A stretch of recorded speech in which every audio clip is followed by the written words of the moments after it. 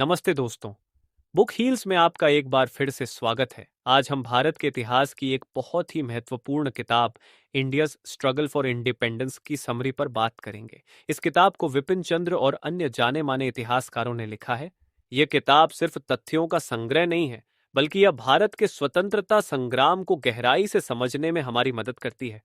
इस किताब का मुख्य उद्देश्य यह दिखाना है कि भारत की आजादी सिर्फ कुछ नेताओं की वजह से नहीं मिली, बल्कि यह एक विशाल जन आंदोलन था जिसमें हर वर्ग के लोगों ने भाग लिया।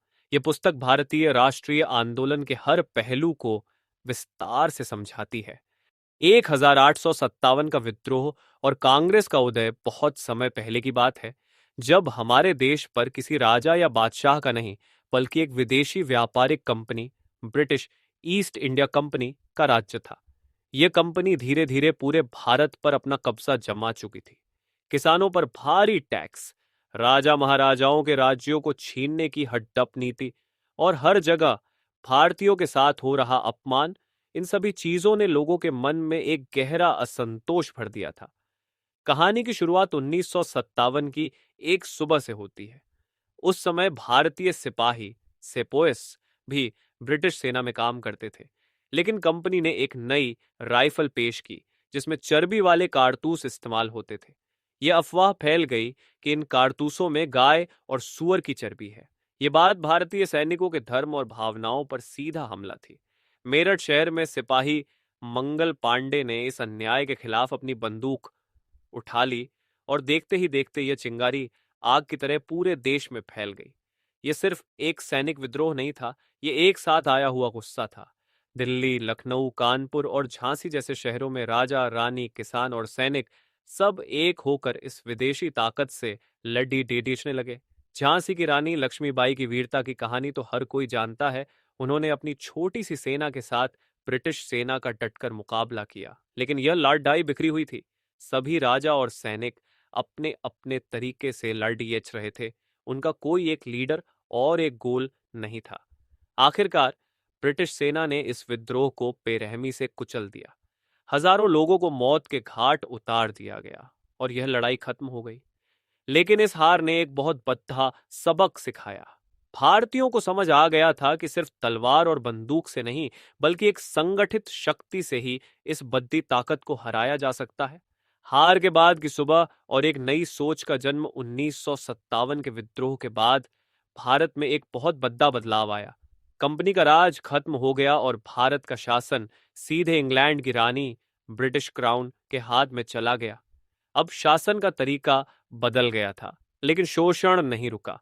इस हार ने भारत के कुछ पढ़े लिखे लोगों को सोचने पर मजबूर कर दिया। उन्होंने सोचा कि हमें सिर्फ लाडी डी दचना नहीं है, हमें अपने हकों की बात करनी सीखनी होगी। उन्होंने देखा कि ब्रिटिश सरकार कानून और राजनीति की भाषा समझती है, तो क्यों ना हम इसी भाषा में उनसे बात करें। इस समय देश में एक नेशनल प्लेटफॉर्म की बहुत जरूरत थी। एक ऐसी जगह जहां भारत के हर कोने से लोग आकर अपनी बात रख सके और एक होकर अपनी मांगे सरकार के सामने पेश कर सकें। ठीक इसी समय एक रिटायर्ड ब्रिटिश ऑफिसर एओ ह्यूम ने इस जरूरत को समझा। उन्होंने कुछ भारतीय नेताओं के साथ मिलकर एक ऐसी संस्था बनाने का फैसला किया। कांग्रेस का जन्म, एक नई लड़ाई की शुरुआत और इस तरह 1885 में मुंबई में भारतीय राष्ट्रीय कांग्रेस, इंडियन नेशनल कांग्रेस का जन्म हुआ। ये एक नया अध्याय था। अब लड़ाई सड़कों पर नहीं, बल्कि बैठकों में, लेखों में और पिटिशंस के जरिए लड़ी डी जानी थी। शुरुआत में कांग्रेस के नेताओं को नरम दल कहा जाता था। दादा भाई नौरोजी, फिरोज शाह मेहता और गोपाल कृष्ण गोखले जैसे महान नेता इसमें शामिल थे। इनका मानना था कि ब्रिटिश सरकार न्यायप्रिय है और अगर उन्हें भारतीयों की समस्याओं के बारे में पता चलेगा तो वे जरूर सुधार करेंगे। उन्होंने सरकार से भारतीयों को ऊंचे सरकारी पदों पर रखने, लेजिस्लेटिव काउंसिल्स में भारतीयों की संख्या बढ़ाने और ज्यादा अधिकार देने की मांग की। उनका तरीका शांतिपूर्ण था, जिसे प्रार्थना नीति भी कहा जाता था। लेकिन कांग्रेस का बनना सिर्फ सुधारों की मांग तक सीमित नहीं था। यह भारत के लोगों को एक करना, उन्हें एक मंच देना और उन्हें अपने अधिकारों के लिए बोलना सिखाना था। इस तरह 1857 के विद्रोह की हार ने एक ऐसी राजनीतिक चेतना को जन्म दिया जिसने एक नए संगठन इंडियन नेशनल कांग्रेस को खड़ीचा किया। यह संगठन आगे चलकर एक शक्तिशाली राजनीतिक दल बन गया, आजादी की लड़ाई का सबसे बड़ा हथियार बना, जिसने भारत के हर हिस्से के लोगों को एक सूत्र में पिरो दिया। यह सिर्फ एक पार्टी का जन्म नहीं था, बल्कि भारत की आजादी के सफर में एक नए और निर्णायक चैप्टर की शुरुआत थी। 1905 से 1919 उग्रवाद और स्वदेशी आंदोलन, एक्सट्रीमिज्म एंड स्वार्थी मूवमेंट, जब नरम सोच ने गुस्से को जगाया। स्वदेशी आंदोलन की कहानी बहुत समय पहले की बात है। लगभग 1900 की शुरुआत में हमारा देश एक अजीब सी खामोशी में जी रहा था। आजादी की लड़ाई चल तो रही थी, लेकिन वह बहुत शांत थी। इंडियन नेशनल कांग्रेस आईएनसी नाम की एक संस्था थी, जिसके नेता बहुत पढ़े लिखे और सभ्य थे। लोग उन्हें नरम दल कहते थे। उनका मानना था कि ब्रिटिश सरकार न्यायप्रिय है। वे सालों से ब्रिटिश सरकार को चिट्ठियां लिख रहे थे, मीटिंग्स कर रहे थे और याचिकाएं, पिटीशंस भेज रहे थे। उनकी सोच थी कि हम धीरे धीरे अपने हकों की मांग करेंगे और ब्रिटिश सरकार हमारी बात मान जाएगी। लेकिन उनकी यह प्रार्थना नीति कुछ खास काम नहीं कर रही थी। ठीक उसी समय देश के एक हिस्से बंगाल में एक ऐसी घटना हुई जिसने इस खामोशी को तोड़ दिया। 1905 में ब्रिटिश वायसरॉय लॉर्ड कर्जन ने एक ऐलान किया। उन्होंने बंगाल को दो हिस्सों में बांटने का फैसला किया, यह कहकर कि बंगाल बहुत बद्धा है और इसे चलाना मुश्किल है। लेकिन हर कोई जानता था कि यह एक बहाना था। बंगाल उस समय राष्ट्रीय चेतना का केंद्र था। हिंदू और मुसलमान दोनों मिलकर आजादी की बातें करते थे। कर्जन का असली मकसद था इस एकता को तोड़ना। उन्होंने बंगाल को धर्म के आधार पर बांटने की कोशिश की। यह ऐलान पूरे देश के लिए गहरा सदमा था।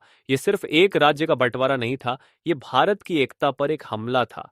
यह उन लोगों के लिए एक सीधा जवाब था जो अभी भी ब्रिटिश सरकार की न्यायप्रियता में विश्वास रखते थे। इस घटना ने देश में एक नए तरह के गुस्से और ऊर्जा को जन्म दिया। अब नरम दल की प्रार्थना नीति से काम चलने वाला नहीं था। एक नई सोच पैदा हुई जिसे गरम दल, एक्सट्रीमिस्ट्स कहा गया। इस नए दल के तीन सबसे बड़े और सबसे गर्म दिमाग वाले नेता थे, लाला लाजपत राय, बाल गंगाधर तिलक और बिपिन चंद्र पाल। लोगों ने उन्हें प्यार से लाल बाल पाल कहना शुरू कर दिया। बाल गंगाधर तिलक ने नारा दिया, स्वराज मेरा जन्मसिद्ध अधिकार है और मैं इसे लेकर रहूंगा। उनकी सोच साफ थी, हम ब्रिटिश सरकार से कुछ मांगेंगे नहीं, बल्कि हम अपना अधिकार खुद हासिल करेंगे। उन्होंने कहा, जब तक तुम हम पर राज करते हो, तुम्हारी ताकत हम भारतीय में है।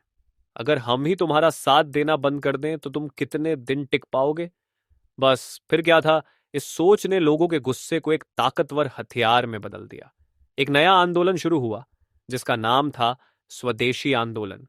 यह सिर्फ विरोध नहीं था, यह अपनी आजादी की तरफ पहला ठोस कदम था। इस आंदोलन में जो हुआ वह अभूतपूर्व था। पूरे देश में विदेशी कपड़ों की होली जलाई गई। बाजारों में लोग विदेशी सामान को खरीदने से मना कर रहे थे। छात्र ब्रिटिश स्कूलों और कॉलेजों को छोड़ दचकर राष्ट्रीय स्कूलों में जा रहे थे। वकील ब्रिटिश अदालतों का बहिष्कार कर रहे थे। गांव-गांव और शहर-शहर में स्वदेशी वस्तुओं को बनाने और इस्तेमाल करने पर जोर दिया जा रहा था। लोगों ने खुद के बनाए हुए कपड़े, जिन्हें खादी कहा जाता था, पहनना शुरू कर दिया। यह सिर्फ एक कपड़डाला नहीं था, यह हमारी पहचान और हमारे गौरव का प्रतीक बन गया था। बिपिन चंद्र पाल और लाला लाजपत राय जैसे नेता देश के कोने कोने में घूम घूम कर लोगों को यह समझा रहे थे कि हमारा संघर्ष सिर्फ एक विभाजन को रद्द कराने के लिए नहीं है, बल्कि पूरी आजादी के लिए है। यह आंदोलन सिर्फ विरोध तक सीमित नहीं था, बल्कि इसने भारतीय उद्योगों को भी जन्म दिया। कई छोटी बड़ी फैक्ट्रियां और बैंक भारतीयों द्वारा शुरू किए गए। यह आंदोलन सिर्फ आर्थिक नहीं, बल्कि सांस्कृतिक भी था। रविंद्रनाथ टैगोर जैसे महान कवियों और कलाकारों ने ऐसे गीत और कविताएं लिखी जिन्होंने लोगों के दिलों में राष्ट्रवाद की आग जला दी। इस आंदोलन का असर इतना गहरा था कि 1911 में ब्रिटिश सरकार को मजबूर होकर बंगाल का विभाजन रद्द करना पड़ा। यह भारत के लोगों की एकता और ताकत की एक बहुत बड़ी जीत थी। हालांकि इस आंदोलन के बाद गरम दल और नरम दल के बीच की दूरियां और बाहर हट गईं। दोनों की सोच में जमीन आसमान का फर्क था, लेकिन एक बात साफ हो चुकी थी, अब सिर्फ चिट्ठियां लिखने से काम नहीं चलेगा। इस आंदोलन ने भारत की जनता को यह एहसास दिलाया कि जब वे एक होकर लड़ते हैं तो बद्धी से बद्धी ताकत भी झुक सकती है। इस घटना ने महात्मा गांधी के आने के लिए एक मजबूत जमीन तैयार कर दी थी। अब लड़ी ढाई का अगला चैप्टर शुरू होने वाला था, जो सीधे जनता के सहयोग से लिखा जाएगा। 1919 से 1947 गांधी युग, द गांधीयन एरा, जब एक साधारण आदमी ने लाखों लोगों को जगाया। गांधी युग की कहानी, हमारी पिछली कहानी खत्म हुई थी जब स्वदेशी आंदोलन ने यह साबित कर दिया था कि जनता की एकता में कितनी शक्ति होती है। लेकिन 1915 का साल एक नए नायक के आगमन का गवाह बना। ये नायक न तो कोई राजा था और न कोई अमीर नेता, वह एक साधारण आदमी था जो विदेश से अपनी पढ़ाई और संघर्ष का अनुभव लेकर लौटा था। उनका नाम था मोहनदास करमचंद गांधी। जब गांधी जी भारत लौटे तो उन्होंने एक साधारण धोती पहन रखी थी। उन्होंने कहा, जब तक भारत का एक आम आदमी भूखा है, मैं उसके लिए पूरी तरह से कपड़े नहीं पहन सकता। उनकी यह सादगी ही उनकी सबसे बड़ी ताकत बन गई।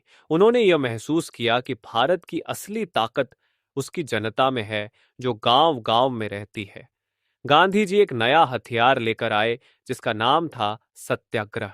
उन्होंने कहा, हमें दुश्मन से लड़ना नहीं है, हमें उसे अहिंसा और सत्य की शक्ति से हराना है। उनका मानना था कि अगर हम अपने विरोधियों को गलत साबित कर दें तो वे खुद ही अपनी हार मान लेंगे। पहले उन्होंने बिहार के चंपारण में किसानों के लिए और गुजरात के खेद्धा में किसानों के लिए छोटे छोटे सत्याग्रह किए। इन सफलताओं ने उन्हें पूरे देश में एक विश्वास दिलाया कि उनका तरीका काम करता है।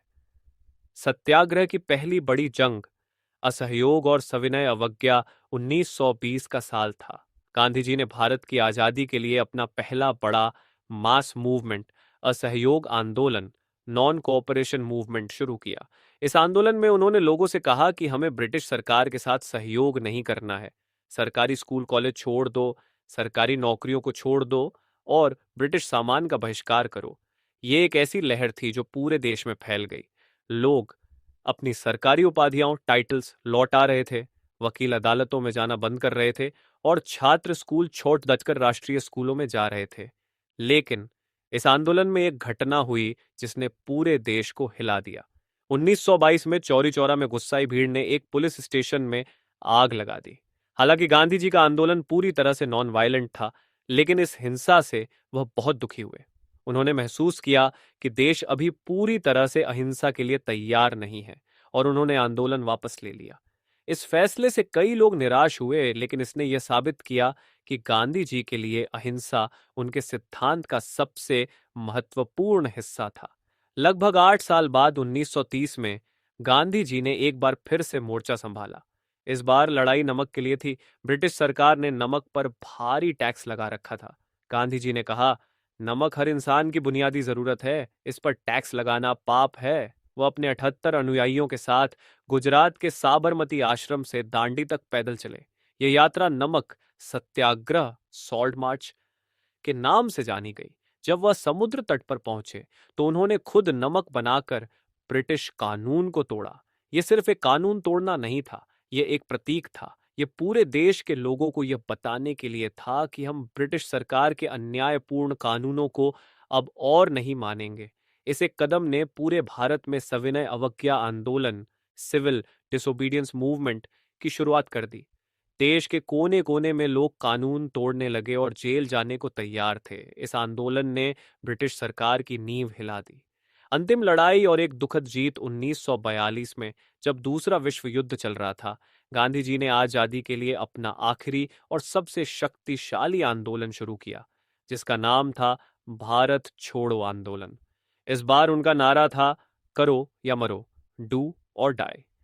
गांधी जी ने लोगों से कहा, यह हमारी अंतिम लड़ाई है, आजादी के लिए सब कुछ न्यौछावर कर दो। ब्रिटिश सरकार ने तुरंत सभी बड़े नेताओं को गिरफ्तार कर लिया, लेकिन यह आंदोलन जनता के हाथों में चला गया। लोग बिना किसी नेता के खुद लड़ाई लड़ रहे थे। सड़कें, रेल की पटरियां और सरकारी दफ्तर सब ठप्प हो गए थे। इस आंदोलन ने यह साफ कर दिया कि अब ब्रिटिश सरकार के लिए भारत पर राज करना असंभव है।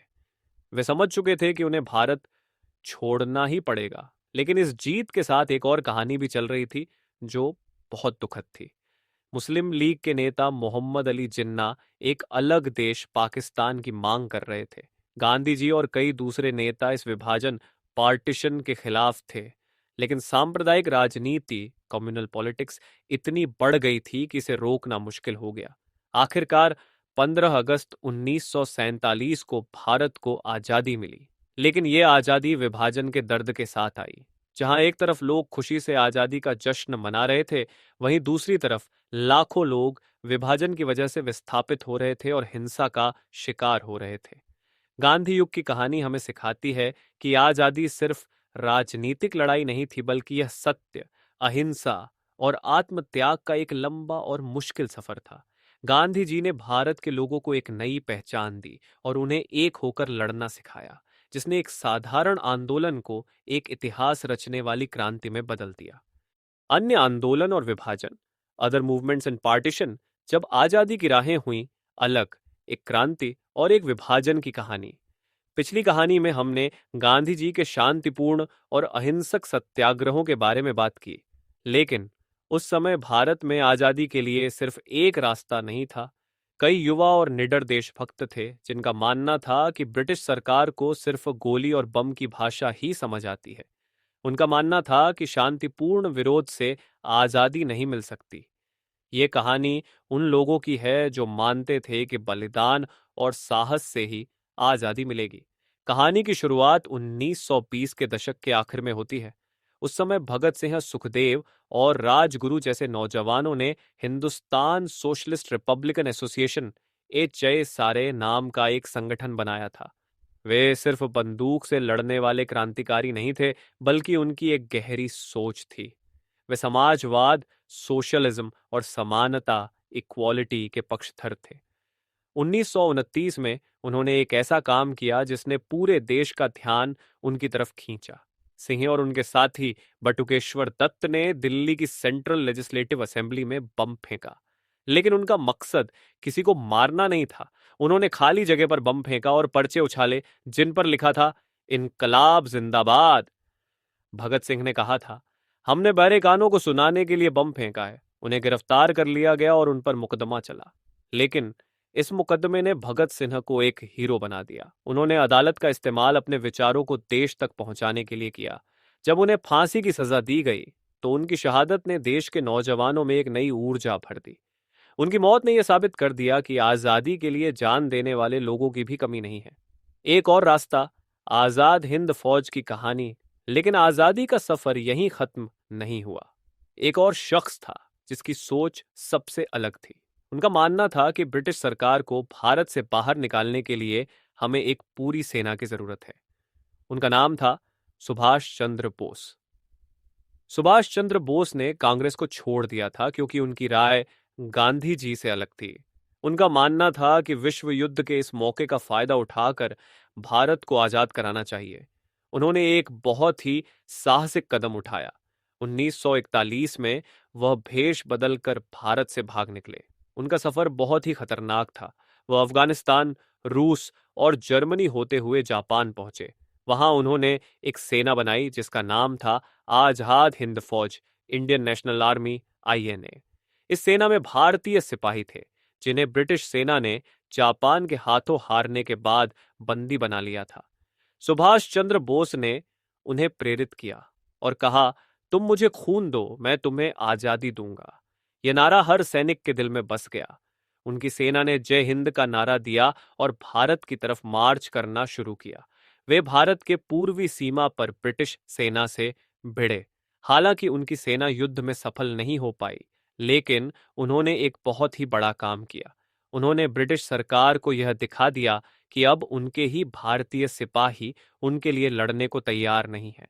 इससे ब्रिटिश सेना का मनोबल बुरी तरह से टूट गया।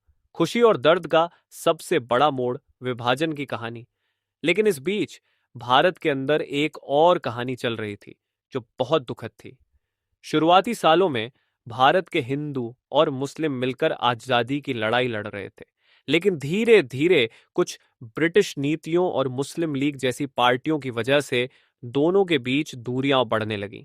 मोहम्मद अली जिन्ना, जो मुस्लिम लीग के नेता थे, एक अलग मुस्लिम राष्ट्र पाकिस्तान की मांग कर रहे थे। यह मांग एक ऐसी दरार थी जिसने पूरे देश को बांट दिया। गांधी जी और दूसरे नेता इस विभाजन के सख्त खिलाफ थे, लेकिन सांप्रदायिक राजनीति, कम्युनल पॉलिटिक्स इतनी बढ़ गई थी कि लोग एक दूसरे के दुश्मन बन गए थे। जगह जगह दंगे हो रहे थे। आखिरकार 14 अगस्त की रात 1947 को भारत का विभाजन हुआ। जिस आजादी का सपना सबने देखा था, वह एक बहुत बड़े दर्द के साथ आई। जहां एक तरफ लोग खुशी से आजादी का जश्न मना रहे थे, वहीं दूसरी तरफ लाखों लोग अपना घर-बार छोड़कर नए देश की तरफ भाग रहे थे। हिंसा, कत्लेआम और दर्दनाक कहानियों ने आजादी की खुशी को फीका कर दिया था। इस तरह आजादी की लड़ाई का सफर कई रास्तों से होकर गुजरा। कुछ ने अहिंसा का रास्ता चुना, कुछ ने क्रांति का और कुछ ने सेना का। इन सभी रास्तों का एक ही मकसद था, भारत को आजाद कराना। लेकिन अंत में हमें आजादी तो मिली, पर उसकी एक बहुत बड़ी कीमत चुकानी पड़ी, जो आज भी भारत के इतिहास का एक दर्दनाक अध्याय है। तो दोस्तों, आज हमने एक ऐसी किताब के बारे में बात की जो हमें सिर्फ इतिहास नहीं सिखाती, बल्कि यह भी सिखाती है कि हम खुद अपना इतिहास कैसे बना सकते हैं। चाहे वह गांधी जी का सत्य हो, भगत सिंह का साहस हो या सुभाष चंद्र बोस का संघर्ष, इन सब ने हमें यही सिखाया कि सच्ची आजादी हमारे दिमाग से शुरू होती है। आज हम एक आजाद भारत में जी रहे हैं। उनका योगदान संघर्ष करना था, और हमारा योगदान इस आजाद देश को एक बेहतर देश बनाना है। हमें सिर्फ एक जागरूक नागरिक बनना है, अपने काम में ईमानदारी दिखानी है और अपने छोटे से योगदान से देश को आगे बढ़ाना है। तो चलिए, हम सब मिलकर इस आजादी को और मजबूत बनाते हैं। मिलते हैं अगली किताब के साथ। जय हिंद।